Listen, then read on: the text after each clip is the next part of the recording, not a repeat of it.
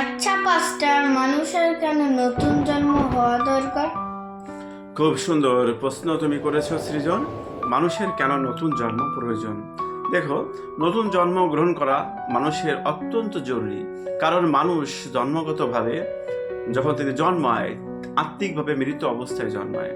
Bible এ বিষয়ে আমাদেরকে শিক্ষা দেয়। এপিসোডটা 2:1 বলেছেন, আর যখন তোমরা আপন আপন অপরাধে ও পাপে মৃত্যু ছিলে, তখন তিনি তোমাদিগকে জীবিত করিলেন। অর্থাৎ তোমরা তোমাদের অপরাধে ও পাপে মৃত্যু ছিলে। এ বিষয়ে মানুষ কেবল শারীরিকভাবে জীবিত থাকলেই ঈশ্বরের সঙ্গে সম্পর্ক স্থাপন করা সম্ভব নয়। ঈশ্বর হলো আত্মা, তাই তার সঙ্গে সম্পর্ক স্থাপনের জন্য আমাদের আত্মাকে জীবিত হতে হবে। তাই যিশু বলেছিলেন, যদি কেউ নতুন জন্ম না পায় তবে সে ঈশ্বরের রাজ্য দেখিতে পাবে না।